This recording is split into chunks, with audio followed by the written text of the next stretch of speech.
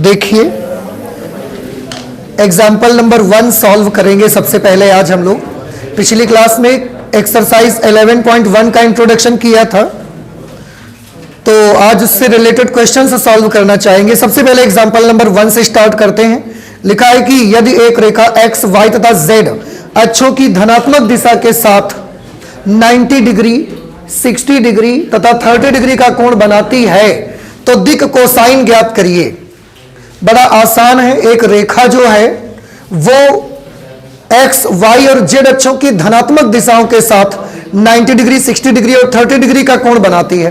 क्या आपको याद है कि अगर कोई रेखा धनात्मक x अक्ष के साथ कोण बनाती है तो वो कोणों को क्या लिखा करते हैं हम? Alpha, beta, gamma. तो क्वेश्चन के मुताबिक एग्जाम्पल 1 जो है उसमें अल्फा दिया गया है, बीटा दिया गया है, गामा दिया गया है। अल्फा 90 डिग्री है, बीटा 60 डिग्री है और गामा 30 डिग्री है। तो आपको रेखा की दिक् कोसाइंस बतानी है। ये दिक् कोसाइंस किसकी है? रेखा की है कि वेक्टर की है? रेखा की दिक् कोसाइंस है भाई। तो रेखा की दिक् कोसाइंस क्या ली जाती है? रेखा की दिक् कोसाइंस लेते हैं L is equal to plus minus cos alpha. तो कॉस अल्फा अगर आप पहले निकालोगे तो कितनी वैल्यू आ जाएगी? कॉस 90 का मान 0। m की वैल्यू क्या आएगी? कॉस बीटा यानी कि कॉस 60 की वैल्यू 1/2। n की वैल्यू आ जाएगी कॉस गामा, कॉस 30 आएगा √3/2। इसलिए रेखा की दिक् कोसाइन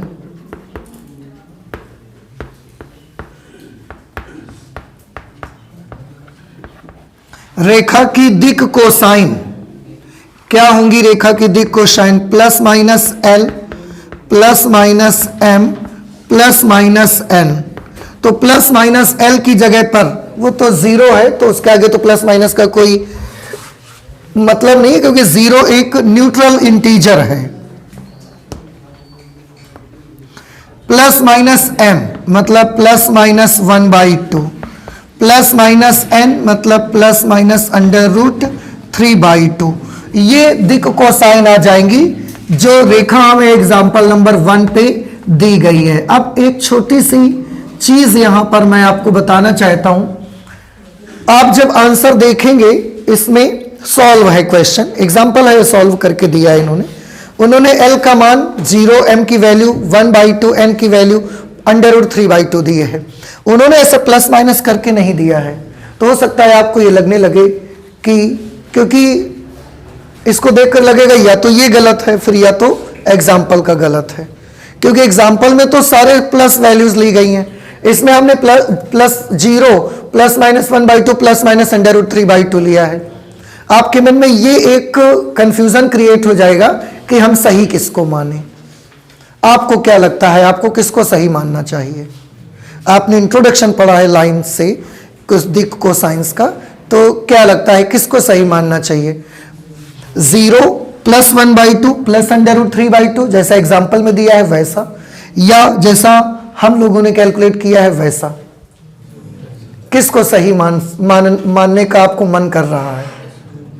एग्जाम्पल में जो दिया है इसको सही मानने का मन कर रहा है। क्यों? अच्छा, इसको सही मानने का मन क्यों कर रहा है आपका?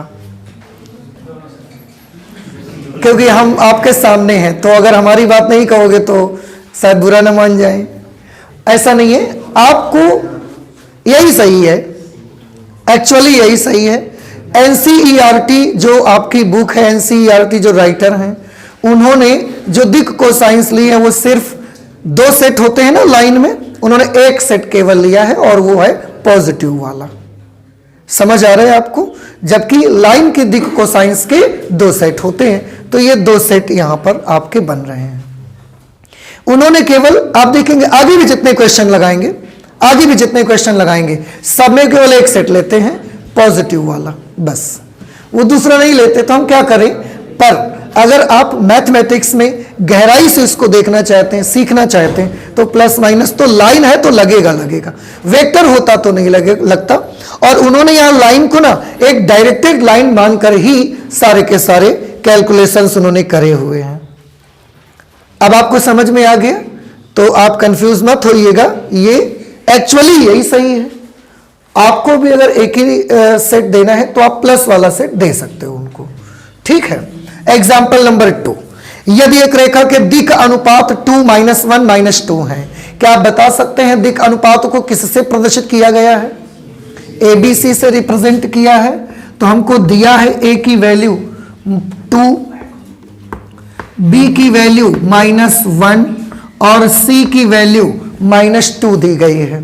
तो इनकी दिक् कोसाइन ज्ञात कीजिए। अब आप बता सकते हैं मुझे, हमको दिक् कोसाइंस निकालनी है, L भी कैलकुलेट करना है, M भी कैलकुलेट करना है, N भी कैलकुलेट करना है। आपको याद है कि जब इंट्रोडक्शन बताया गया है उस समय कोई भी एक ऐसी चीज बताई गई हो जिसमें लिखा गया हो किसी रेखा के दिक् अनुपात और दिक् कोज्याओं के बीच संबंध कराया गया है कुछ, क्या आया था रिलेशन बताइए?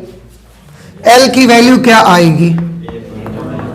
Plus minus A/√A² plus B² plus C², ठीक है। आप चाहें तो बिना निशान का पहले निकाल लें, सारे सेट प्लस लेके निकालिए, आप देखिए वही आंसर आपको बुक से मैच करेंगे। हम बाद में उसको कर देंगे आपके लिए, पर आप प्लस वाले निकाल के देखो, यही सारे आंसर बुक से मैच करेंगे आपके। सॉल्व करिए। L = A is what 2/√A² मतलब 4, B² मीन्स 1, C² मीन्स 4, 4 4 8 1 9, 9 का वर्गमूल कितना आ जाएगा? तो ये 2/3, ये L की वैल्यू निकल करके आ गई।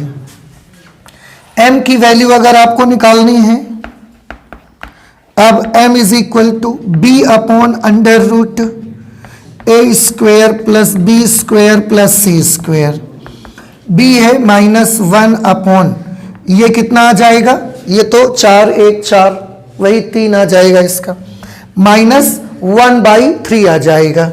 N की वैल्यू कितनी आ जाएगी?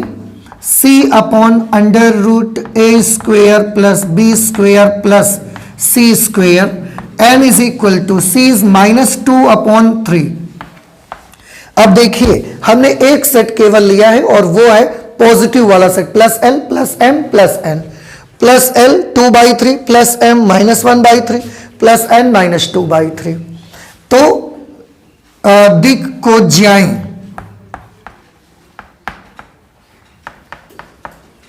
दिक् कोज्याएं क्या बनी? LMN अगर ले रहे हैं आप तो ये बनेगी 2/3 -1/3 और -2/3। अगर आप वो नेगेटिव वाला सेट भी ले लेते ना, तथा नेगेटिव वाला सेट -L -M -N, क्योंकि ये रेखा है तो वो वैल्यू आ जाती -2/3, फिर -M करते तो 1/3 और -N करते तो 2/3। ये उस वक्त एक सेट दिक् कोज्याओं का ये भी आता, पर मैं आपको पहले भी बोल दिया है कि NCERT ने दिक् कोज्याओं का केवल एक सेट लिया है, LMN पॉजिटिव वाला, इसलिए आप इस आंसर से मैच कर रहे होंगे आपके आंसर। अदरवाइज अगर ये लाइन है तो दूसरा सेट भी तो रहना चाहिए इसका, वो नहीं दे रहे हैं वो। चलिए और आगे चलते। एग्जाम्पल नंबर 3,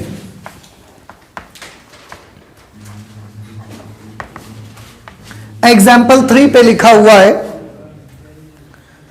दो बिंदुओं -2 4 -5, एक पॉइंट ये दिया है, हम एक पॉइंट को P मान लेते हैं, -2 4 -5, दूसरा है 1 2 3, इसको हम Q मान लेते हैं 1 2 3 को मिलाने वाली रेखा के दिक् कोसाइन ज्ञात करिए।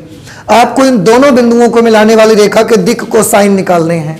क्या कोई बता सकता है कि अगर एक बिंदु x1 y1 z1 हो, दूसरा बिंदु x2 y2 z2 हो, तो इन दोनों बिंदुओं को मिलाने वाली रेखा के दिक् कोसाइन कैसे निकालते थे? हाँ, x2 minus x1 upon P Q की लेंथ, यही निकालते थे। तो L की वैल्यू क्या होगी आपकी? L की वैल्यू आएगी x2 minus x1 upon P Q. x2 minus x1, x2 minus x1 करेंगे, 1 में से -2 को माइनस करेंगे तो 1 माइनस -2 करेंगे तो 1 + 2 बन जाएगा और ये आ जाएगा 3। या चलो अब हम एक बार लिख देते हैं 1 माइनस -2। पी क्यू कैसे निकालेंगे? दो बिंदुओं के बीच की दूरी का सूत्र लगाइए, क्लास 11th में आपने पढ़ा 3 डायमेंशनल ज्योमेट्री में।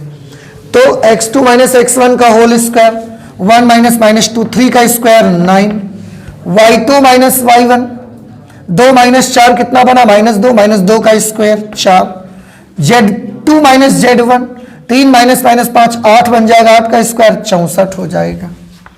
तो L की वैल्यू कितनी आ गई? 3 अपॉन 64 और 4 68 और 9 77, 3 अपॉन √77, ये आ जाएगा L की वैल्यू।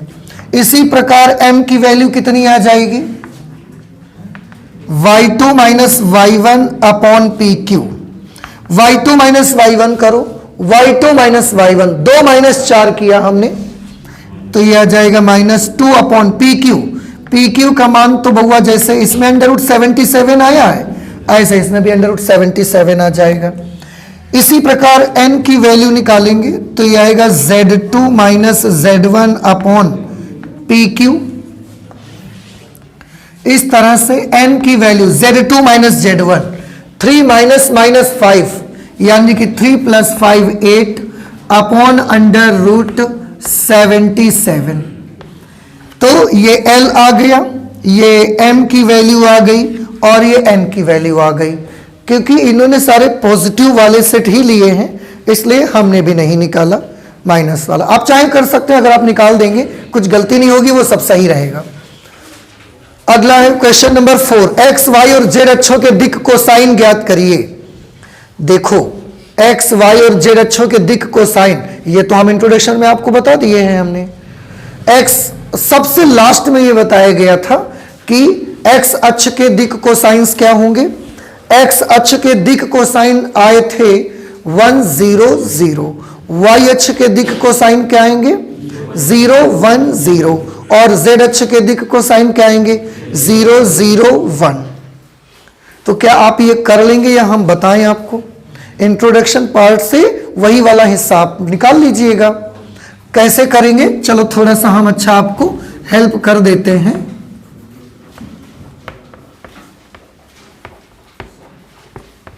एग्जाम्पल 4, x अक्ष के लिए अगर देखेंगे आप x अक्ष को एक अक्ष नहीं बल्कि एक रेखा की तरह अगर ट्रीट करेंगे तो आप पाएंगे कि अल्फा की वैल्यू कितनी आ रही है? 0 डिग्री, बीटा की वैल्यू 90 डिग्री और गामा की वैल्यू भी 90 डिग्री। क्यों? अल्फा क्या है? रेखा द्वारा x अक्ष से बना कोण, और आज हमारी रेखा कौन है? x अक्ष। तो x अक्ष का x अक्ष से बना कोण कितना होगा? 0। बीटा रेखा का y अक्ष से बना कोण होता है, आज हमारी रेखा कौन है? x अक्ष। तो x अक्ष का y अक्ष से बना कोण कितना होगा? 90 डिग्री। ऐसे ही x अक्ष का z अक्ष से बना कोण कितना होगा? 90 डिग्री। तो अल्फा 0 डिग्री आएगा, बाकी ये सब 90 आ जाएंगे। तो L बराबर क्या होगा? cos अल्फा, यानी कि 1। M इज इक्वल टू होगा cos beta, beta is 90 degree, so cos beta will be 0। Similarly, n is equal to cos gamma. Gamma is again 90 degree, so cos gamma will be again 0. L का मान 0 आएगा, m का मान 0, n का मान 0। क्या बोल दिया मैंने? L का मान 1 आएगा, मतलब x अक्ष की दिक् को जाएंगी 1 0 0। इसी तरह से आप y अक्ष का निकालेंगे, वो हम नहीं निकाल रहे हैं। y अक्ष की दिक् को जाएंगे 0 1 0, z अक्ष की दिक् को जाएंगे 0 0 1। आ गया समझ में कि नहीं आया? आ गया। चलो नोट करो जल्दी से। इसके बाद क्वेश्चन नंबर 5 पर आते हैं। एग्जाम्पल नंबर 5 जल्दी से नोट कर लें आप इसे। एग्जाम्पल 5 देख लीजिए आप। लिखा है दर्शाइए कि बिंदु ए 2 3 माइनस 4, एक पॉइंट ए है 2 3 माइनस 4, एक पॉइंट बी है 1 माइनस 2 3, 1 माइनस 2 3, और एक तीसरा पॉइंट दिया है सी 3 8 माइनस 11, 3 8 माइनस 11। लिखा है दर्शाइए कि ये तीनों ही बिंदु आपस में संरेख हैं। देखो संरेख दिखाने के ना हमारे पास बहुत तरीके हैं, वेक्टर में आपने सीखे हैं दो मेथड। एक मेथड यहां पर भी देख लीजिए, अगर संरेख दिखाना है तीन बिंदुओं को तो आप कैसे दिखाएंगे, थोड़ा ध्यान से देखिएगा इस चीज को।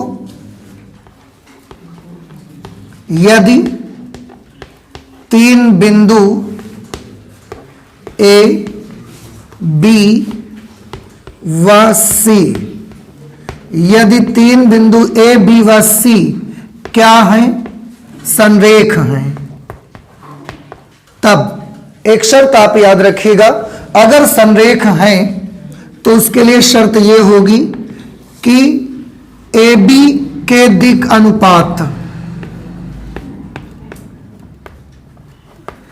ए बी के दिक अनुपात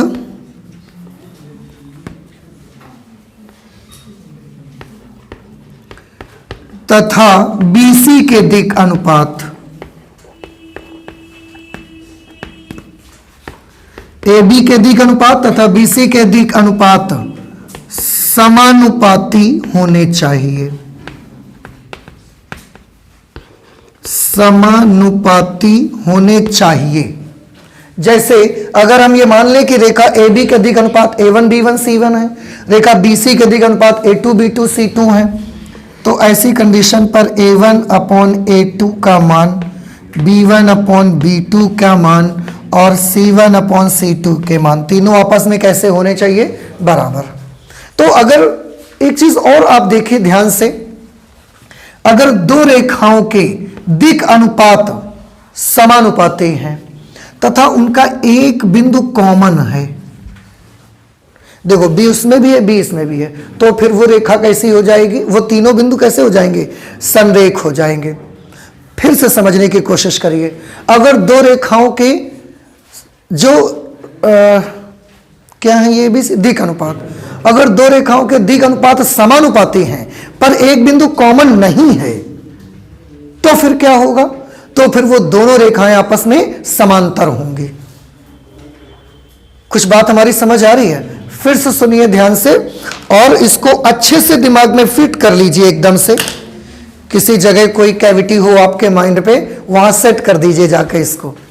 क्या कि अगर दो रेखाओं के दिक अनुपात समानुपाती हैं तथा उन दोनों रेखाओं में से एक बिंदु कॉमन है तो वो तीन बिंदु कैसे होंगे, संरेख हो जाएंगे।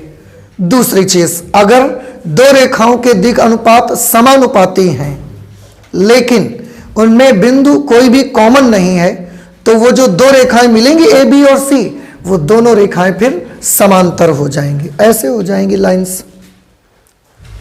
समझ आ रहा है?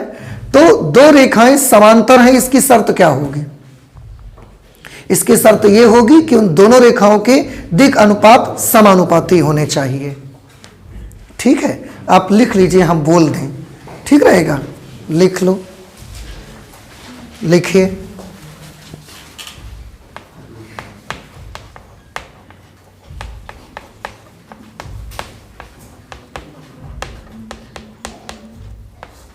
दो रेखाएं समांतर होंगी,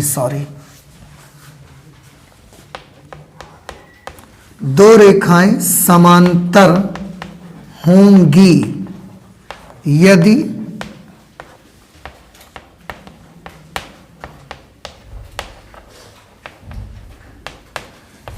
उन दोनों रेखाओं के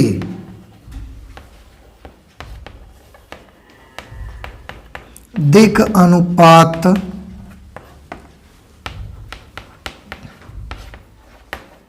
समानुपाती हैं।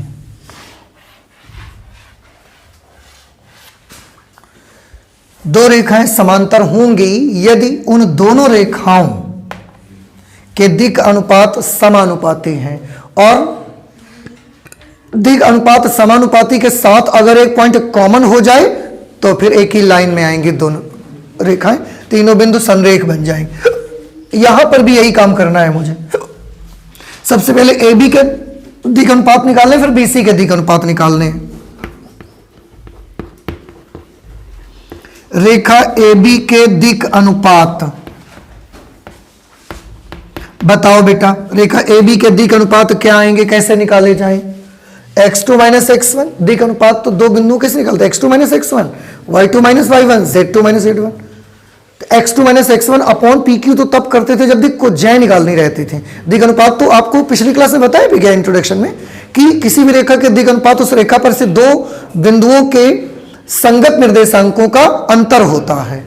तो अगर हमें ए बी के दिक अनुपात चाहिए तो एक में 2 को माइनस कर दो, -1, -2 में 3 को माइनस कर दो, -5, 3 में -4 को माइनस कर दो, 7।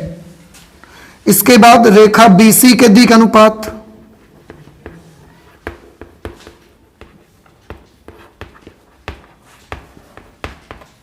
रेखा BC के दिक अनुपात, BC के दिक अनुपात तो 3 - 1 करोगे 2, 8 - -2 करोगे तो 10, 11 -3 करोगे तो कितना आएगा, -14। ठीक, अब आप ध्यान से देखिए, इसका अनुपात निकालिए, क्योंकि -1/2 is equal to -5/10 is equal to 7/-14 करके देखो बराबर आ रहे हैं कि नहीं आ रहे हैं। -1/2 -1/2 -1/2, इसका मतलब है रेखा AB और रेखा BC के दिक अनुपात कैसे हैं, समानुपाती हैं। समानुपाती के साथ साथ इन दोनों रेखाओं में एक बिंदु कैसा है, कॉमन, इसलिए बिंदु A B C तीनों कैसे होंगे, आपस में संरेख होंगे। तो ये एक चीज बहुत इंपॉर्टेंट है, आपको याद रहना चाहिए कि अगर तीन बिंदु संरेख हैं तो उनके एक तो दिक अनुपात समानुपाती होने चाहिए, दूसरा उनमें एक बिंदु कॉमन होना चाहिए। अब आप देख रहे हैं रेखा AB और रेखा BC दोनों के दिक अनुपात कैसे हो गए, समानुपाती, ये हम देख रहे हैं। और AB और BC में एक बिंदु कैसा हो गया है, B, दोनों में आ रहा है कॉमन, इसलिए तीनों बिंदु आपस में कैसे हैं, संरेख हैं।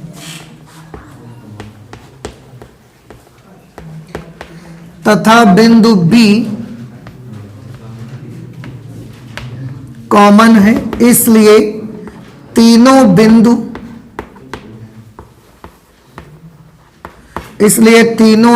A, B तथा C संरेख हैं। ठीक है, ये हमने यहां से क्लियर कर दिया, आपको समझ आ गया आपको। इसके बाद आप एक्सरसाइज 11.1 सॉल्व कर सकते हैं, तो आप इसको नोट कर लें, फिर हम 11.1 सॉल्व करना शुरू करते हैं।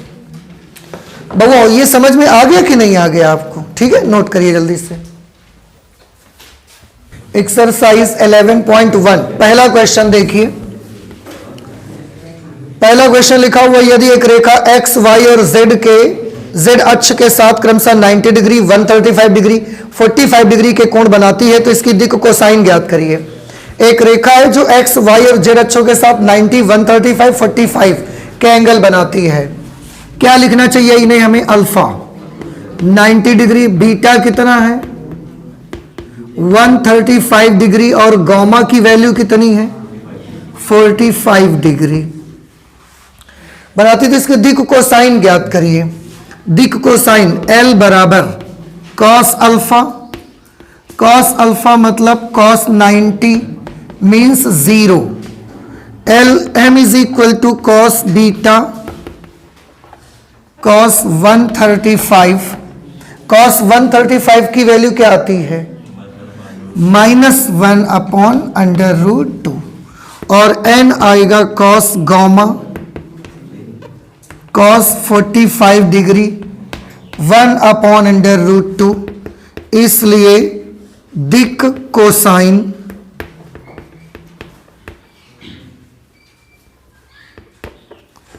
जो रेखा आपको बताई गई उसके दिक् कोसाइन वैसे तो +- L +- M plus minus n होनी चाहिए। इसके हिसाब से 0 कॉमा प्लस माइनस माइनस के आगे लगेगा तो क्या बनेगा? प्लस माइनस फिर m की जगह -1/√2 क्या आएगा? प्लस माइनस ही आएगा और क्या आएगा? इसके साथ लगेगा तो प्लस माइनस 1/√2।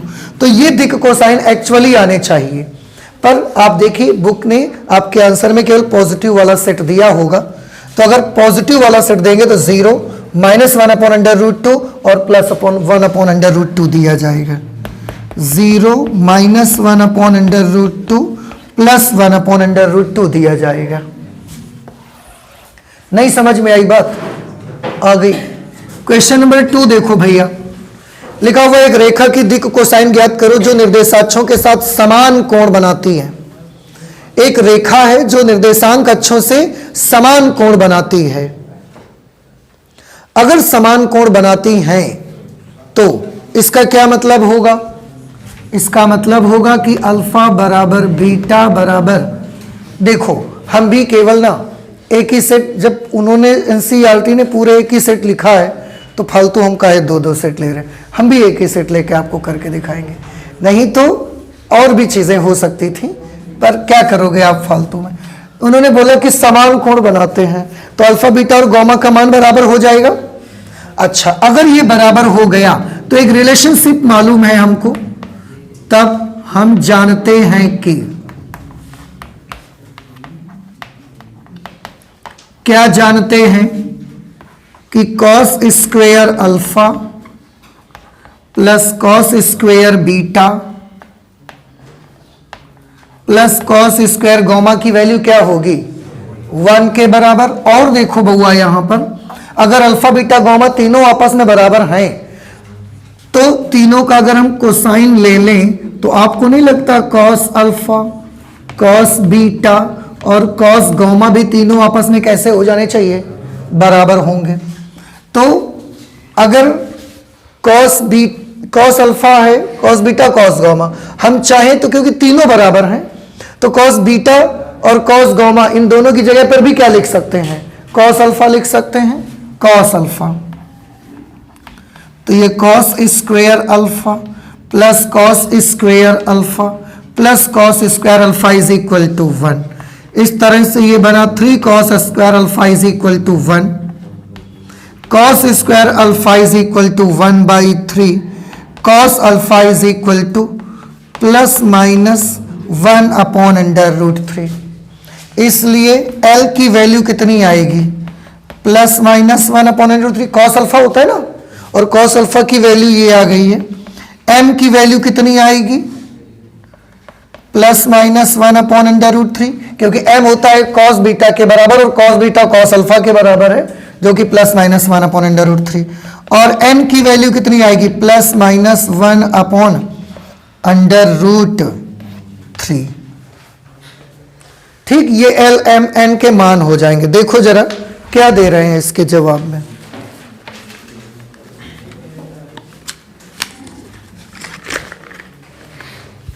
देख के बताइए।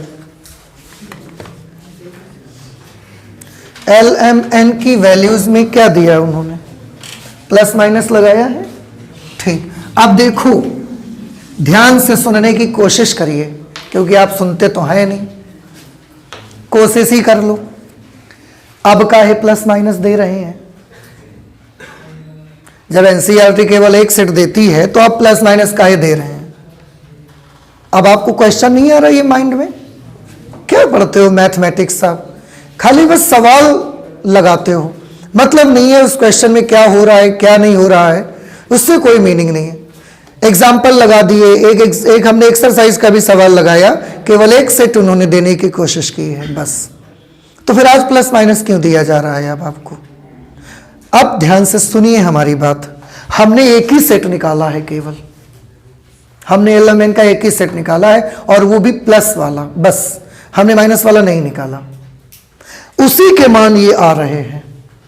अगर हम दोनों सेट निकालने जाते ना, दोनों सेट निकालने जाते, देखो L की कितनी वैल्यूज आपको मिली हैं? 2 वैल्यूज, प्लस माइनस 1/√3। m की भी कितनी वैल्यूज मिली हैं? 2 वैल्यूज। n की भी आपको कितनी वैल्यूज मिली हैं? 2 वैल्यूज मिली हैं। परम्यूटेशन से आप देखेंगे तो टोटल कितने lm मिलने चाहिए? अगर हम दोनों के दोनों सेट ले लेते, सबके आगे अगर हम प्लस माइनस लगा देते तो कितने सेट मिलते हैं आपको पता है? 2 दूना 4 दूना 8। कैसे? आपको याद है ना, यदि किसी काम को करने की 3 विधियां हैं, इसको करने के 2 मेथड हैं, इसको भी करने के 2 मेथड हैं, इसको भी करने के 2 मेथड हैं, तो टोटल करने के कितने मेथड होते थे? 2 गुणे 2 गुणे 2 करते थे। परम्यूटेशन याद करिए ना थोड़ा। 2 दूना 4 दूना 8, क्रमचय संचय पढ़ा है ना आपने। 8 आते, 8 सेट तैयार होंगे इस क्वेश्चन में केवल। क्यों 8 सेट तैयार होंगे? बड़ा सिंपल है। आप 3 डायमेंशनल ज्योमेट्री में पढ़ते हैं तो कितनी अक्ष बनाते हैं? 3। 3 अक्ष में कितने अष्टांश बनते हैं? 8। 8 अष्टांश बनते हैं। वो रेखा को किसी भी अष्टांश से, किसी एक अष्टांश से आप देखेंगे, किसी एक अष्टांश में, तो वो एक्स अक्ष, वाई अक्ष और जेड अक्ष के साथ कुछ एंगल बनाएगी कि नहीं बनाएगी? बनाएगी कुछ एंगल। अब जैसे एक ओ एक्स वाई जेड लेते थे, तो आप थोड़ा सा ये भी तो याद करो कि एक हम लेते थे O X dash Y Z लेते थे, फिर लेते थे O X Y dash Z लेते थे, फिर O X Y Z dash लेते थे, फिर O X dash Y dash Z लेते थे। 8 अष्टांश होते हैं कि नहीं होते उसमें? और हर अष्टांश से अगर आप देखने की कोशिश करें तो 8 सेट बनने ही चाहिए, बनने ही चाहिए 8 सेट, और बन रहे हैं, खराबी कोई नहीं है, सब बिल्कुल सही सही है। तो आज भी भले प्लस माइनस आपको उसके आगे दिख रहा है, लेकिन आज भी उन्होंने एक ही सेट लिया है। अब वो कॉस अल्फा का ही मान प्लस माइनस आया है तो क्या करा जाए? वर्गमूल लेना पड़ा ना हमको। यहां पर हमने plus minus L plus minus M plus minus N नहीं लिखा, हमने कॉस अल्फा का ही मान वो आया है, और एल की वैल्यू कॉस अल्फा, इसलिए प्लस माइनस वो वाला आया। हमने plus minus L plus minus M plus minus N लेकर के नहीं निकाले ये मान, वो cos alpha cos beta cos gamma के मान में ही प्लस माइनस आ रहा है। वैसे बनने चाहिए कितने? 8 सेट बनने चाहिए, और बनेंगे 8 सेट। तो फिर यहां क्योंकि अष्टांश 8 होते हैं और किसी भी एक अष्टांश से एक सेट दिक्कोज्याओं का आपका मिलेगा, तो 8 अष्टांशों से 8 सेट दिक्कोज्याओं के मिलने चाहिए, और मिल रहे हैं। बस एनसीईआरटी ने एक सेट आपको दिखाया है, वो भी पॉजिटिव वाला, बस इतने आपको करके दिखाए। तो वो plus minus L plus minus M plus minus N वाला नहीं है प्लस माइनस, ये कॉस अल्फा का मान ही वो आ गया प्लस माइनस, तो क्या करा जाए, है ना? इस तरीके से ये नेक्स्ट आ जाते हैं क्वेश्चन नंबर 3 पर। यदि रेखा के दिक अनुपात ये है तो दिक कोसाइन ज्ञात करें। दिक अनुपातों को ए से लिखते हो ना आप, बी से लिखते हो और सी से लिखते हो, तो दिक अनुपात दिए गए हैं -18 12 -4, -18 12 -4, ये दिक अनुपात दिए गए हैं। तो दिक कोसाइन ज्ञात करिए, कर सकते हो। क्या होंगे दिक कोसाइन? एल का सूत्र a/√a² plus b² plus c²। m के लिए फॉर्मूला होगा b/√a² plus b² plus c², और n के लिए होगा c/√a² plus b² plus c²। इसकी कैलकुलेशन अब हम नहीं कर रहे हैं ये, क्योंकि ऐसा मुझे लगता है और मुझे आप पर पूरा भरोसा भी है कि ये कैलकुलेशन आप कर सकते हैं, इसलिए हम आपके भरोसे पर छोड़ देते हैं इसको। आप नोट कर लीजिए। इसके बाद 4 और 5 नंबर पर आते हैं।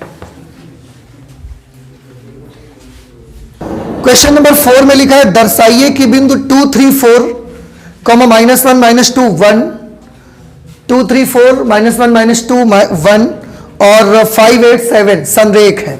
अभी एक टेक्निक बताई थी हमने, क्या टेक्निक होनी चाहिए? अगर 2 रेखाओं के दिक अनुपात समानुपाती हैं तथा उन दोनों रेखाओं का एक बिंदु उभयनिष्ठ है, तो वो तीनों बिंदु कैसे हो जाएंगे? संरेख हो जाएंगे। तो फिर हम कर लेते हैं। सबसे पहले क्या निकालना चाहिए हमको? रेखा AB के दिक अनुपात। रेखा AB के दिक अनुपात बताइए क्या आएंगे? इसमें इसको माइनस करिए तो -3, इसमें इसको माइनस करिए -5, इसमें इसको माइनस करिए -3। रेखा BC के दिक अनुपात,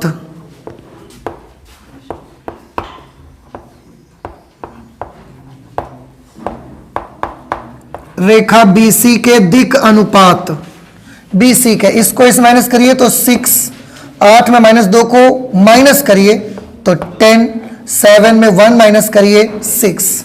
अब ये देखिए क्या ये दिक अनुपात समानुपाती है?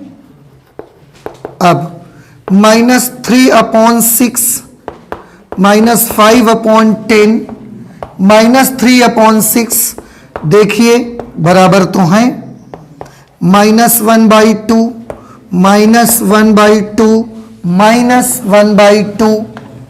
समानुपात मतलब समानुपाती है दिक अनुपात। अब अगर एक चीज और हो जाए कि दोनों में एक बिंदु कॉमन हो जाए तो एक बिंदु कॉमन भी है, यहां लिख देंगे तथा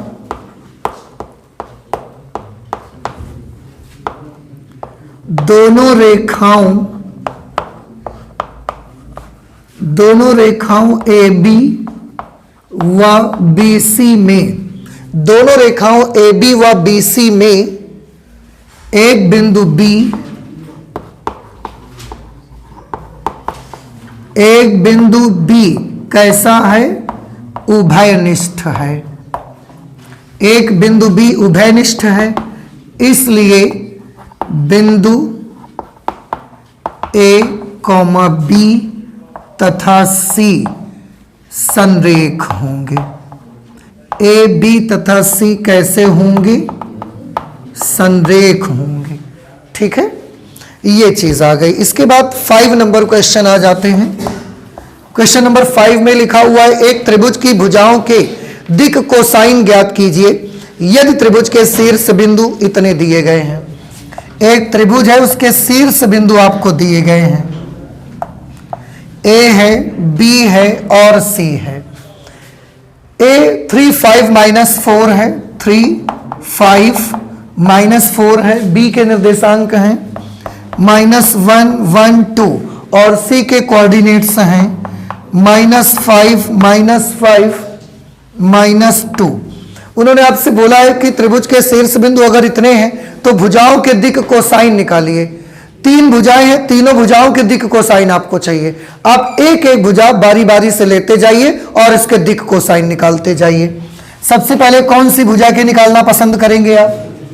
AB के निकाल लीजिए। तो आप A का निर्देशांक ले लीजिए 3, 5, -4 और B के निर्देशांक ले लीजिए -1, 1 और 2। अब हम भुजा AB के दिक कोसाइन निकालना चाहते हैं। भुजा AB के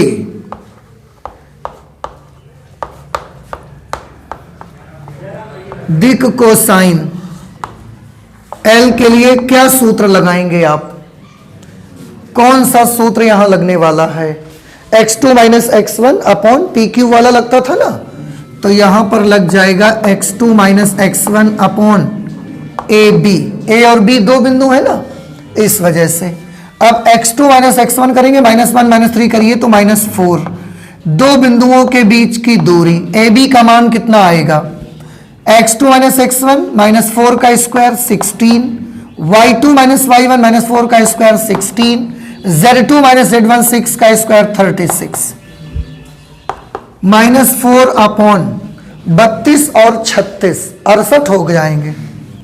√68, 17 चौके 68, 2√17 कर सकते हैं इसको हम। तो L की वैल्यू आ जाएगी -4 अपॉन 2√17। या L की वैल्यू आएगी -2 अपॉन √17। ये भुजा AB का दिक अनुपात का जो सेट होगा वो एक वैल्यू आ गई है L की वैल्यू। M के लिए फॉर्मूला बनेगा y2 - y1 upon AB। y2 - y1, 1 - 5 कितना होगा? -4। और AB की वैल्यू बहुआ देखो 2√17 निकाली है इसमें हमने। ये सॉल्व करी थी ना, 217 आ गई थी। ये भी आ जाएगा -2 अपॉन √17। अरे भाई दोनों का सेम आ गया L और M का मान। एन की वैल्यू कैसे निकालोगे? Z2 minus Z1 upon AB। Z2 minus Z1, 2 minus minus 4, this will become 6 upon 2 under root 17, this will be 3 upon under root 17। हमने केवल भुजा AB के निकाले हैं। आप इसी तरह से भुजा BC के निकाल सकते हो, इसी तरीके से भुजा CA के निकाल सकते हो। हमने केवल एक भुजा के आपको दिक् कोसाइंस निकाल के दिखाए हैं, बाकी त्रिभुज में जो दो भुजाएं हैं उनके दिक् कोसाइंस आपको निकाल के देख लेने हैं। कर लेंगे या हम उनके भी निकाल के दिखा दें, आपको आ जाएगा। तो इस तरीके से आपकी ये एक्सरसाइज कंप्लीट हो जाएगी, एक्सरसाइज 11.1। अगली क्लास में हम लोग एक्सरसाइज 11.2 के इंट्रोडक्शन को सबसे पहले पढ़ेंगे और उसके बाद एक्सरसाइज 11.2 से रिलेटेड एग्जाम्पल सॉल्व करेंगे और फिर एक्सरसाइज 11.2 को सॉल्व करेंगे। ठीक रहेगा? नहीं ठीक रहेगा? क्या ठीक रहेगा? सुना तो है नहीं आपने? सुना है? ठीक है, फिर आज मैथमेटिक्स में इतना ही रख लेते हैं। चलते हैं, मिलते हैं अगली क्लास में। Thank you.